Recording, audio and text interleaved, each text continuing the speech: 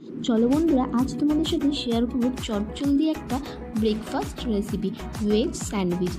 তো veg sandwich বানানোর জন্য সেরকম কিছু উপকরণ লাগবে না, একটু ব্রেড, ক্যাপসিকাম, ধনেপাতা, রসুন আর কাঁচা লঙ্কা, গোলমরিচ, বাটার, মেয়োনিজ, পেঁয়াজ, শসা, এগুলোই। তো সবার প্রথম আমি কিউব সাইজ করে গ্রিন ক্যাপসিকামগুলোকে কেটে নিয়েছি একদম ছোট্ট ছোট্ট করে। তারপরে একই সাইজে আমি কেটে নিয়েছি রেড বেল পেপার আর ইয়েলো বেল পেপার।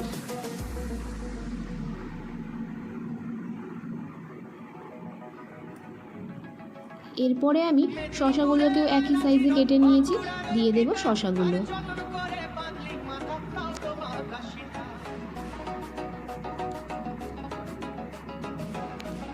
তারপরে দিয়ে দিলাম পেঁয়াজ কুচি। এরপরে স্বাদ মতো ঝাল যে যেমন খেতে চাও সেইভাবেই লঙ্কা দিয়ে দিলাম অল্প কুচি করে।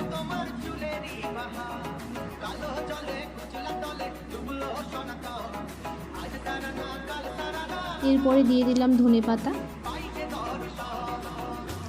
তারপরে দিয়ে দিলাম একটু বেশি করে মেয়োনিজ। যার যেমন ব্রেডের পরিমাণ থাকবে সেই আন্দাজে মেয়োনিজটা নেবে আর ভেজিসগুলোও নেবে। তারপরে একটু গোলমরিচ গুঁড়ো, একটু অরিগ্যানো যেটা আমার স্কিপ হয়ে গেছে, আর দিয়েছি অল্প সল্ট।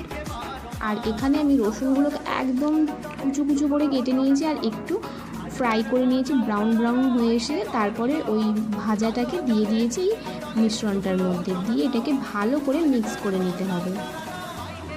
মিক্স করে কিছুক্ষণ রেখে দিয়েছিলাম। তারপরে এবার আসি ব্রেডের পালা। ব্রেডটাকে ভালো করে সাইডগুলো কেটে নিয়েছি, যেহেতু কালো কালো অংশগুলো ঠিক ভালো লাগে না খেতে, সেই জন্য কালো অংশগুলো কেটে বাদ দিয়ে দিয়েছি। তোমরা চাইলে কালো অংশটা রাখতে পারো, আর তোমরা চাইলে আমার থেকে বড় সাইজেরও ব্রেড ইউজ করতে পারো। তো দেখো ব্রেডগুলো এরমভাবে সাইডগুলো কেটে নিয়েছি।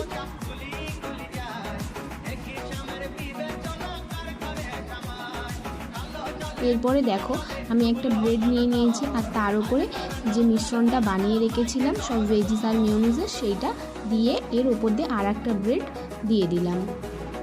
দিয়ে একইভাবে আমি আরও একটা দেখিয়ে দিচ্ছি তোমাদেরকে।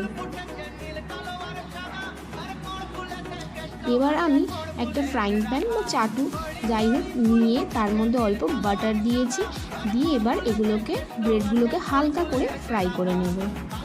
তাহলে খেতেও সুন্দর লাগবে আর দেখতেও বেশ ভালো লাগবে। তো রেসিপিটা অবশ্যই তোমরা ট্রাই করো, আর আমার চ্যানেলটাকে তোমরা ঝটপট সাবস্ক্রাইব করে দিও, আর পাশে থাকা বেল আইকনটা অবশ্যই প্রেস করে দিও, যাতে নতুন কোনো ভিডিও আমি আপলোড করলে তোমাদের কাছে ঝটপট নোটিফিকেশানগুলো চলে যায়। তো আজকের মতন টাটা। অবশ্যই কিন্তু তোমরা বাড়িতে এটা ট্রাই করো।